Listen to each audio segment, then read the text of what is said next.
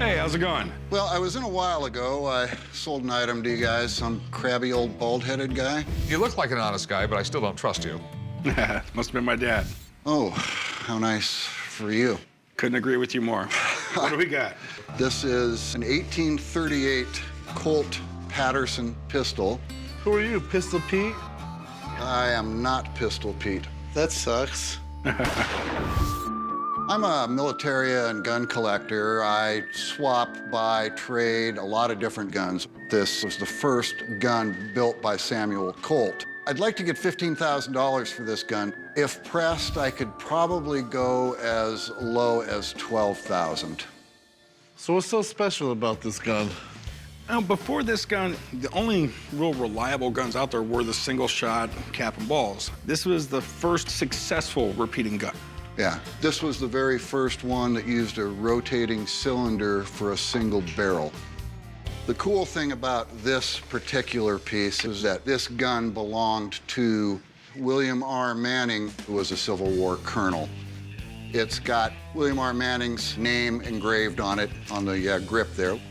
Buffalo Bill got this gun from him at some point, returned it to his daughter, May Manning Lilly, and her husband, who was Pawnee Bill. Forgive me, I don't know who Manning is. I know who Peyton Manning is and Eli Manning. That's about it.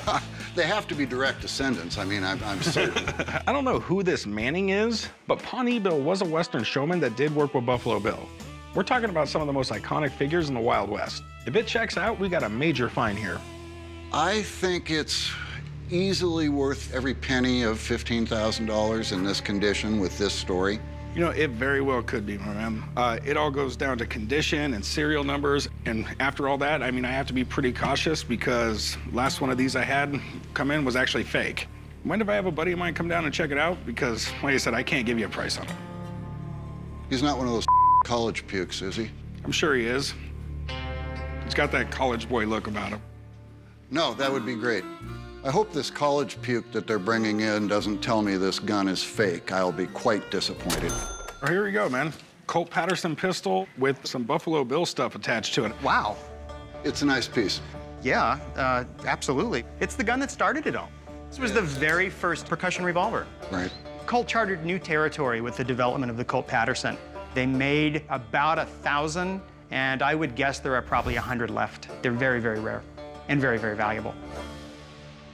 What's the story with Buffalo Bill? This gun originally belonged to a William R. Manning, Okay. who was a colonel with the 50th Artillery Regiment from Georgia during the Civil War. He was a Confederate. He was a Confederate. Okay. Buffalo Bill got this gun from him at some point, returned it to his daughter, May Manning Lilly, and her husband, who was Pawnee Bill. It's pretty much laid out here. Buffalo Bill is a big name in history, and if you've got a gun that can be even tangentially related to him, you're talking a lot of money. The box, I have no doubt, was sold by this family, and I have no doubt there was a gun in it. The question is, was this the gun in the box? I see. It does look like old engraving. Another thing you have to look at is the type style. Is this a modern font, or is it an antique font? Okay. The engraving does look old, so I'll give you that. Okay, Corey, what are your concerns? Had fake ones come in before. You've had fake Colt Patersons Yes. come in. Okay, yeah, there are fake Colt Patersons. Once you add the whole Buffalo Bill thing to it, I just at a complete loss of what to even offer the guy. There's a characteristic to the Colt Paterson. The barrel is, okay, the barrel's 7.5 inches long. Were they standard at 7.5 inches then? They made them 7.5 inches and they made them 9 inches. This is a standard barrel length, which is good. Now, we talked about this being an early gun. Let's look at the serial number. The serial number will appear usually in 2 places, and they're sort of hard to find places. Pull the barrel off for me. I don't want to be the one that breaks this thing after, you know, there you go. Okay. Yeah, the first serial number is going to be right there. You got it there, and let's see what it says. And the serial number is 2. Whoa, 2. Is that good? Well, let me put it this way. What's the most expensive pistol ever sold in America? I don't know. A Colt Paterson, $1 million. Great condition. I mean, it looked brand new. If this gun is serial number 2, It's the second Colt ever made. It's priceless. Do you know what this gun is worth regardless of its condition if this is number 2? This is a really big deal. Okay. I mean, it's a really big deal. Let's look around for more serial numbers. There's usually one under the grip.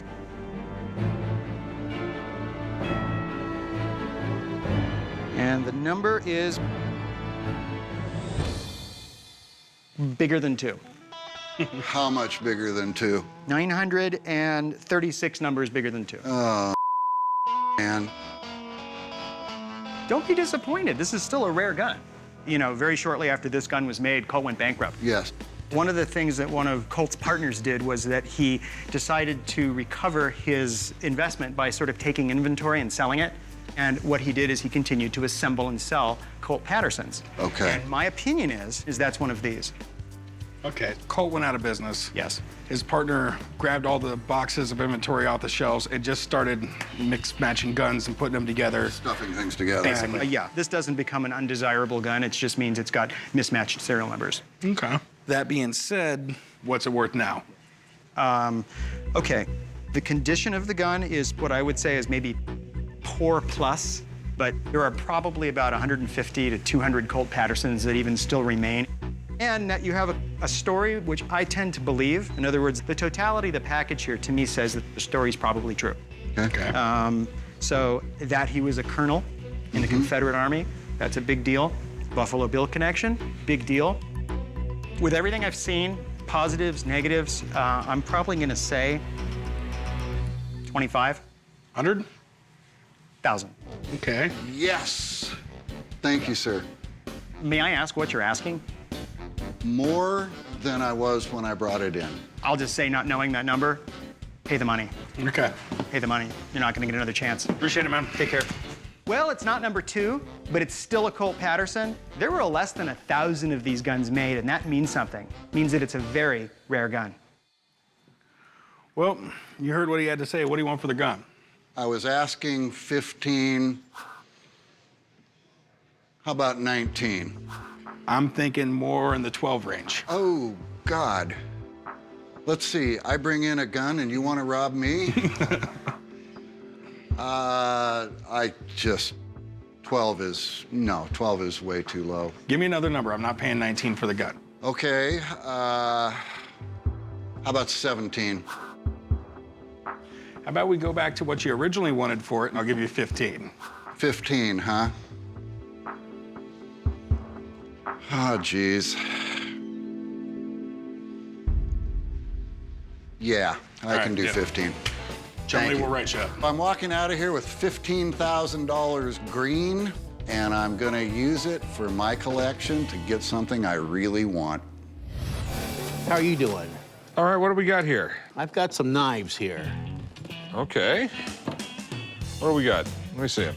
These are knives that I collected over the past 40 years. These were all hand-picked. I did not pay attention to names. I bought them strictly just the art. Well, when you buy these things and you spend a lot of money on them, Yes. it's best to look at the name. In my collection, I have a very artistic 14 knives. If I'm going to sell the whole collection, I'd be around $5,000. I came here previously, and I'm hoping that I'll be able to make some more money today. The whole thing is with knives like this, they're handmade. They're hand-hammered, good steel. It's a lot of work when you do this by hand. Remember, it's steel. It doesn't really bend easy. What brands do you got here? I've got the Randall knives. Okay. Randall's really cool. He started making knives back in the 1940s. Sailors would come in and buy them off him. He was in Florida. I think there was a port nearby. And he really became popular. Probably the most collected knives in the United States. You got it. I see you have a Lyle. Yes. This came out when the first Rambo movie was made. He called this Rambo. A real survival knife. All the way down to this part here opens up for a little storage. There should be some fish hooks and some matches and a few other things in Exactly. there, right? A lot of people first thought would be just because it's a copy of a Rambo knife, it would be cheesy. But since this was actually made by Lyle, it's worth a lot of money. These are some pretty cool knives, and the brand name ones will definitely attract some collectors, especially the Rambo knife, because it's just plain badass. Show me the ones you're interested in. Okay. These are both Randalls? These two, yes. You sure this is a Randall? I thought I was sure. It says RB. What is RB? You tell me. Every Randall knife I've bought has always been stamped Randall, made in Orlando, Florida. It's not the mark I'm used to. No. Let's put this over the pile with the knives I'm not Yes. super familiar with, okay? These right here are cool. 3 Lyle knives Right. and a Randall. Yes. You want to know what I originally paid for these? No, I want to know what you want for them. Okay. I would take $1,200 for these 4. Okay. You never really used them. You just put them in a drawer or to put them on display or something like that? It was either in display in my office, and then later it went into a safe. Take 1,000? And when you asked me how much I wanted, and I said $1,200, I was serious about that.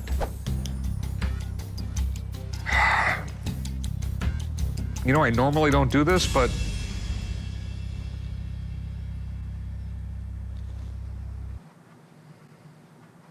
$1,200 is a fair price. Okay, I'll meet you right over there. Okay. One thing I have to say is when I hold that Rambo knife, I feel like the modern day Rambo, and I'll miss that. Holy cow, a cannon. In my opinion, being a cannon collector, the bigger the better. My passion has always been towards field artillery. I bought this at an auction back east about 10 years ago, and now it's time to pass it on to someone else. So you're looking to pawn it or sell it? I'd like to sell it. What can you tell me about this thing? Well, it's an 1890s Hotchkiss cannon. Okay. They say it was used in the Indian Wars, the Battle of Wounded Knee, they say. Before today, I thought I'd seen it all. But a cannon, I mean, what can I say?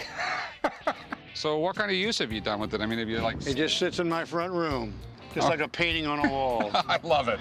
Yeah. I have it facing the front door for anybody who wants to come in. Without a doubt, I'm interested in this cannon, but there is so much I have to find out about it before I even attempt to make an offer. So do you know if this thing works? Well, I've never fired it. I'm not a pyrotechnic expert, but I believe it will. Okay. Do you know what caliber it is? Well, they call it a 2-pound Hotchkiss. I would assume that would be the weight of the shell, the 2-pound. Well, I know that land guns are supposed to be measured by the diameter of the barrel. Mm-hmm. And only sea guns are supposed to be measured by how many pounds the ball weighs. Oh, that's new to me. Yeah, that's... And I'm a collector. Okay, so what are you looking to get out of this thing? Well, I paid $20,000 10 years ago. I'd assume it would be worth at least $30,000. You know, it's not out of the bounds of possibility. If I can make money off it, I'll buy anything. Okay. Here's my big 3 concerns, okay? Sure. It looks so good, I'm afraid it might be a reproduction or something like that. Mm-hmm. I don't know if it fires, and I know on old guns like this, the difference between a firing gun and a non-firing gun is a huge difference, Oh, that's right. okay? And number 3 is, I don't know if that's a good price, but I know a guy who knows a lot of stuff about old military stuff. Let me give him a call. Let me see if I can get him down here today, and maybe we can do something. All righty. Sounds good to me. All right. Thank you. No problem. Appreciate it. I love this cannon, but there's no way I can buy it until I make sure it's authentic and it fires. Before I do that, I have to bring in a buddy of mine who's an expert in 19th century weapons. Hey, Rick, how's it going? Hey, Rick, yeah, what do you got here? A cannon. Uh-huh, very nice. Normally, when I meet with an expert, I like to meet with them one-on-one, but in certain situations, when it's a really expensive item, I don't want to take the responsibility if something happened to that item. Well, you thinking of buying this cannon? If I can make a few bucks off it, yeah. Okay, well, let's give him an eyeball here. I've been a cannon restorer for about 15 years now. I restore cannons anywhere from Revolutionary War on up till World War II. 1890, as indicated here, Okay, by Hotchkiss of Paris, who is an American, by the way, okay. who moved over there during the Civil War and set up shop. Did they make any reproductions of these things? No, ATF won't allow it. Okay. So when I first walked up to this cannon, I was really impressed. We don't see these come on the market very often. Most of them are kept in collections and they just don't show up. This is the first modern, self-contained cartridge firing gun in American inventory. These cannons were sold to the US predominantly for fighting Native Americans or natives, and later the Spaniards or insurrectos. They were prized for their portability. They are called a mountain cannon. They bought 57 of these guns over a period of years. 57 total? Yes. Right now, I got two things going through my head. It's rare, and that's cool, and it's rare, and that's expensive. Because the patina and little rust here and there, that's all indications that this is the real deal. Okay. In my opinion, this cannon is 100% authentic, in good, solid condition. They're not reproducing these at all. It's a good buy for Rick. Do you know if it'll fire? Well, we'll just have to look at it here. Oh, very nice bore. That's a good shootable bore. That's a good sign. I think this could probably fire pretty good. Okay. So how much does something like this go for? I mean, what can I pay for it and still make a few bucks? A good shootable gun like this vintage, this condition, I would say $40,000 all day long. Oh, wow. That's good for me. I expected about 30. Well, yeah, well, we haven't seen if it fires yet, and there's still a little negotiating to do. Well, I was asking 30, and he said it's worth upwards of 40 if it fires. Okay, well, don't be expecting 40 because remember, I gotta resell this thing. Just because it's worth $40,000 doesn't mean that's what I'm gonna pay for it. That's the collector price, and I'm not a collector. I'd like to go take it out and fire it. All right. Okay, so, because if it does fire, I know what I'm buying. If it doesn't fire, I know what I'm buying. Well, that's fair enough. All right, well, let's go see if it shoots. Okay. It shoots, I'll give you the 30 grand. Deal. Okay. This is an ammo box back from the day, made out of pine. This is the same kind of ammo box that would be loaded onto a mule. It shoots a 1.65-inch diameter shell. These are turned out of aluminum. The originals would have been exploding shells with about as much power as a modern hand grenade. Can you still buy the exploding tip? Absolutely not. They're strictly forbidden. You want to make sure you have a clean bore for maximum accuracy here. That way you get a consistent shot pattern. Of course, if you have 1,000 screaming Indians coming at you, you just throw them in anyway. So do you mind if I shoot it? No, I prefer not to for safety reasons. I'm pretty safe. Oh, sorry. You mind if I catch the ball? Go ahead. What can I say? God bless Chum. I mean, sometimes I wonder why I even bring him along. How accurate is this going to shoot? I've shot guns like this up over 1,000 yards and hit the target. All right, this is the moment of truth. If it fires, it's 30 grand. All right. All right.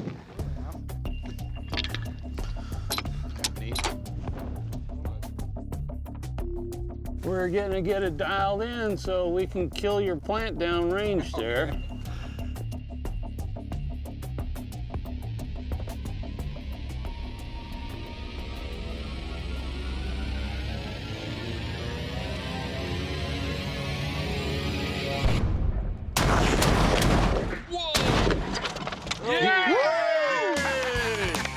That did it! That's 30,000. Now it's going to go up every time he shoots it. Cannon fired, a deal's a deal, and I own a cannon. I hope I did a good thing. I don't know. That's a happy $40,000 grin on you, you know that? That's a $30,000 grand. Yeah, right. Just shot the gun, worked perfectly. Gave me the $30,000, and I'm on my way. Hello, sir. How are you? Pretty good. How you doing? Oh, good. I think I got a couple things here you might want to look at. We got a couple of teeth here that belong to tyrannosaurs. Tyrannosaurus Rex? Not T-Rex. These are an odd species called Daspletosaurus from the Judith River Formation of Montana. Okay. Did I just hear Tyrannosaurus Rex? Well, you heard Tyrannosaurus Rex, but these are not T-Rex teeth. No, They're sir. Tyrannosaurus teeth. I know Tyrannosaurus teeth are really, really rare. Yes, yeah, they are. They're rarer than hen's teeth. Today I'm looking to sell some crazy rare tyrannosaur teeth that are over 74 million years old. My wife and I found these two teeth about 6 months ago during the dig season. They're from the northern region of Montana in what's called the Judith River Formation. The big tooth is just shy of 4 inches in length, hands down the biggest and nicest tooth we've ever found. And the smaller tooth has just had zero restoration, came out of the ground perfectly intact, and only needed to get cleaned up. If I can sell these two teeth today, my wife and I would like to take the money to fund further paleo endeavors. I'm looking to sell these 2 Tyrannosaur teeth for $6,000. I have no idea if they're real, but they're really, really cool. Oh, thank you. How do you know for a fact these are Tyrannosaurus teeth? Well, so me and my wife dig for dinosaurs for a living up in Montana. So you dug these up yourself? Yes, sir, yep. How long have you had them for? We dug these actually this last summer. Well, I know very little besides from what I saw in Jurassic Park. Both these are from a Tyrannosaurus, but not Tyrannosaurus Rex. No, sir, How do you tell the difference? T-Rex is only found in specific formations in Montana and South Dakota and Wyoming. So this is a little bit older, about 10 million years older than where T-Rex comes from. I'm completely fascinated with them. How much do you want for them? I'm hoping to get $6,000 for the pair. Okay. I have no idea if that's a good number or not. Okay. And to be perfectly honest, I have no idea if they're actually Tyrannosaurus teeth. Okay. For all I know, they could be saber-toothed tiger teeth. I have a friend who does this for a living also. Okay, cool. Okay. So if you can hang out for a little bit, I'll call my buddy, I'll get him down here, and we'll go from there. Sure, sounds good. I'm very excited for the expert to come in and hear what he has to say about the teeth. I'm very confident for what they are, and I'd really like to hear their input too. What do we got? Well, we have Tyrannosaurus teeth. Wow, they're pretty nice. Those are pretty unmistakable. Do you mind if I take a look at them? Yeah, please, feel free, absolutely. All right. So what do we know about them? Oh, they're from the Judith River of Montana. Wow. You know, it really looks like you've got 2 different Tyrannosaur species that existed side by side. I think this is Gorgosaur. Wow. And this is definitely Daspletosaurus.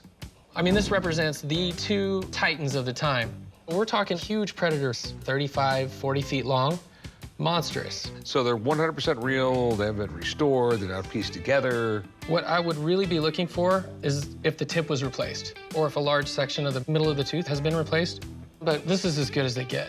Really an amazing find. Good job. Thank you, appreciate it. All right, so the big question, what are they worth?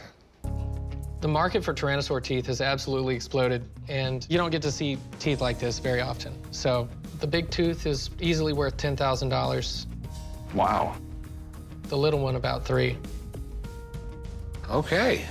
Thanks, man, I appreciate it. You're welcome. All right, we'll see ya. All right. See, Rick, I told you I knew what I was doing. So you still want 6,000? You know, I know that you guys need to make your money too, and I understand that. So yeah, I'm very comfortable with 6,000. 6,000 it is. Okay. Write them up, chum. All right, Awesome. come over here. Thank you. Sometimes working with chum is like getting my teeth pulled. Hi, Chun-Li. Hello, how are you? Good, how are you? Pretty good. What do you have? I have a U.S. Civil War revolver. Okay, pretty cool here. So it looks pretty ornate. You know, it's got kind of this filigree on it, some really cool patterns. Even on the revolving chamber itself, it has some designs on it. It's pretty fancy, especially for the 1800s. But fancy usually translates into more money when you're talking about old firearms. Yes. Today, I'm here to sell a U.S. Civil War revolver. I don't know a whole lot about the gun. I just know that it's from the mid-1800s and that it's super rare. The person that owned this gun was actually my great-great-grandfather, and it was just passed down in the family. It's in really good condition because my family always kept it in the safe. My asking price is $2,800. If I'm able to make some cash today, I'm gonna take my sisters out and we're all gonna head to Texas and we'll be going shooting out there. Very cool. Where did you get it? Well, it was passed down from my family. We own a gun range out in New Mexico, so my great-grandfather actually passed it down to us. Okay, well, since your family owns a gun range, I have to just ask now, have you ever fired it? Not this one. Okay, well, it's definitely a beautiful gun. It's got some nice patina to it. I love the fact that it has these, you know, little engravings engraved on it, and you can still see it all. I'm reading something right here. September 29th, 1845, I think, 1843 maybe. You want me to check it? I think it says Maynard patent right here. Oh yeah, I see it. Yes. So, I mean, it would lead me to believe this is an American gun. I'm not seeing anything that would look like a repair on it. Got the percussion hammer on it right here, so definitely period. It makes sense, you know, this style of percussion cap would have started around 1840 to 1860. Do you have like an idea how much you're looking to get? I saw it online for about $2,800, so that's kind of where my range is. Okay, do you have a little time to hang out here? I can get someone down to take a look at it? Yeah, All right, I have just the guy to come look at this. Antique firearm expert. I mean, he knows his stuff. What I'd like to do is give him a call, get him down here to evaluate the gun. Okay. All right, let me give him a call and see if he can come down. Okay. Hey, Chum. Hey, how you doing? Good to see you. Hey, I'm Alex. Hi, Maya. Nice to meet you, Maya. So, Maya, why don't you tell him what you have here? So what I have here is a U.S. Civil War revolver. It's from the mid-1800s, and I just know it was one of my great-great-grandfather's prized possessions. Really? Yeah. I want you to take a look at it. It looks a little fancy for the 1800s. Do you mind if I pick it up? Yeah, go for it. So, on the top here, it's marked Massachusetts Arm Company. These are actually quite rare. Really? And the reason they're rare is because Massachusetts Arms Company basically got sued by Colt. So Colt had a patent for how the cylinder indexes and revolves. And because they got sued, in order to avoid infringing on Colt's patent, they came up with a way of designing a revolver that didn't infringe on the patent, which meant it couldn't move by itself. So this cylinder only rotates manually. So once you fire it, you have to push this button here and then manually rotate it, which is sort of a step back in sort of firearms technology. The other thing that's unique about this revolver is the little door here. So if you push down, you reveal this little chamber here. And essentially what that's for is for like a spool of tape.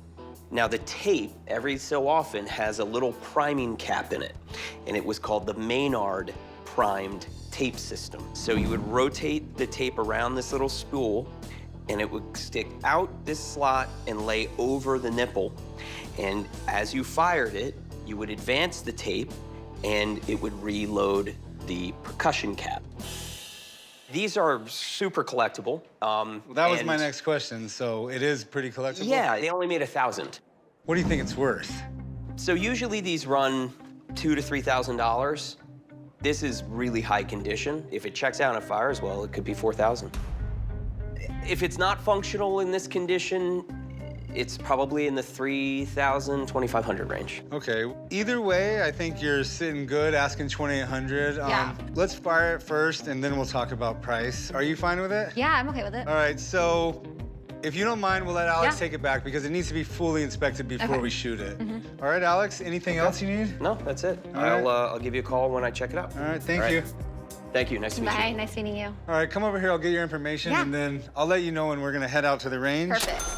Oh, I'm here, the same reason as you, to see if this thing fires. Yeah. So I inspected it. It's actually in fantastic condition. I have Okay. no reservations about firing it. So I was thinking about targets, and I thought since this is a Massachusetts Arms revolver, that we could do something Massachusetts or Boston themed.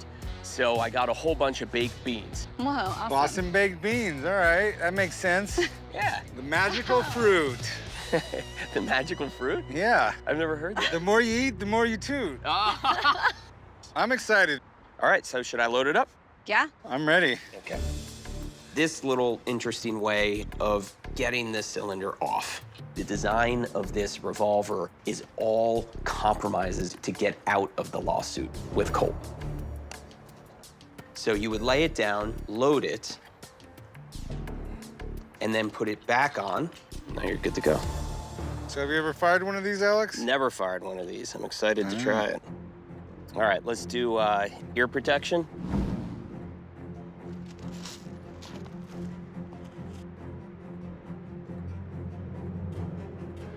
Three, two, one.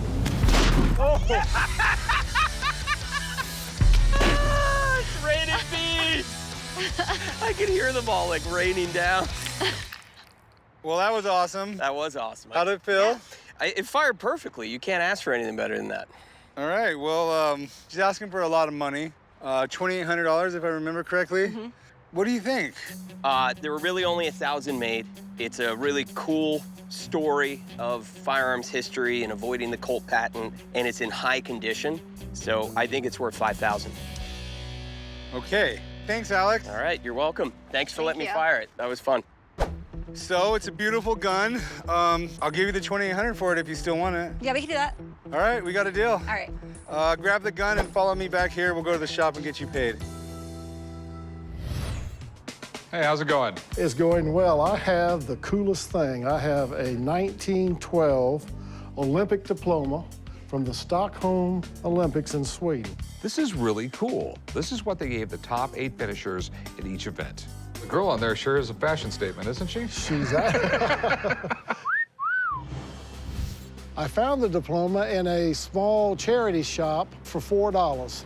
The whole thing is written in Swedish, and I don't read a bit of Swedish. I went on the internet and found that it was a second-place finish for the United States.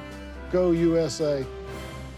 This actually has 800-meter Lakampunken Simon. I'm assuming it's 800-meter swimming. 800-meter swimming relay, actually. Okay. And it's second place, and it's the United States. You don't have the medal, too, because that would be worth a lot of money. I do not have the medal. Okay. No. That's the goddess of victory, I think. That's actually the goddess Athene. Okay. This is the Olympics from 1912, so you probably only had maybe 100 events. Not nearly as many people participated. The Olympics wasn't as big a deal back then yet, until Germany in 1936, because everyone hated Hitler, and it was just so great for us to beat the hell out of him. I love stuff like this. It's both a significant piece of art and a very rare sports collectible. So a lot of different collectors will be interested. It is really interesting. I like how this is really Art Deco right here. I just like the look. How much do you want for it? $1,500. I happened to be at an online auction site that had this one, and they started the bidding at $3,250. I know you can make a lot on that one now.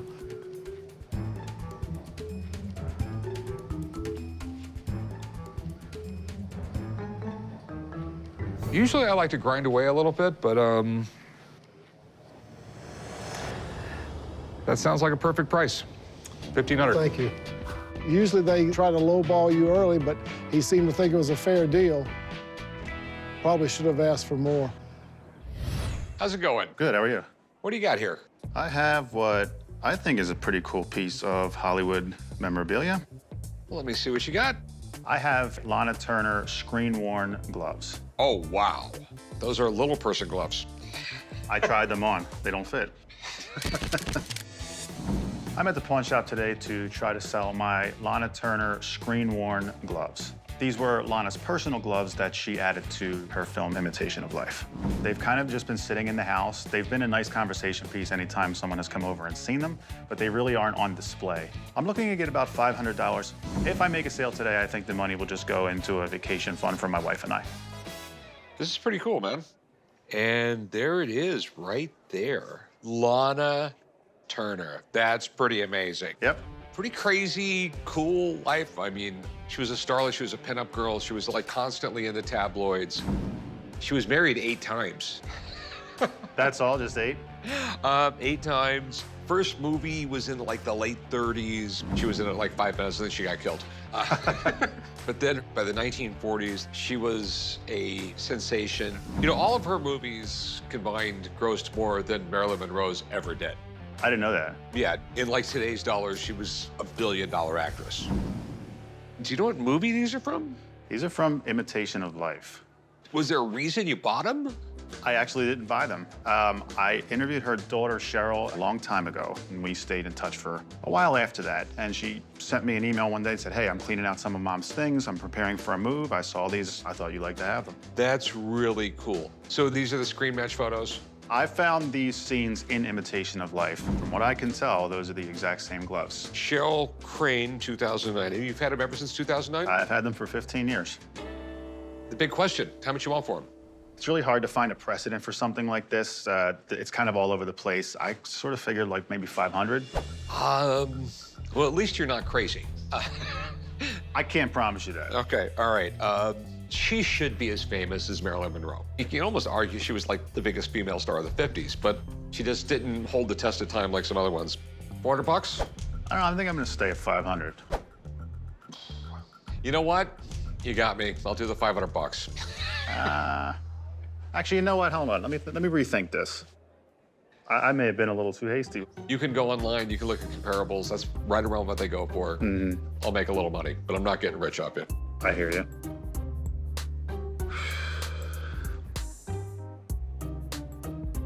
You know what? I think I'm gonna hold on to them. You're changing your mind? A little nostalgia happening? Yeah, I think so. I think so. Maybe I talked her up too much. Well, if you change your mind, come back and see me. Absolutely. All right. Great to meet you. All right, have a good one. Thank you. I just talked myself out of a deal.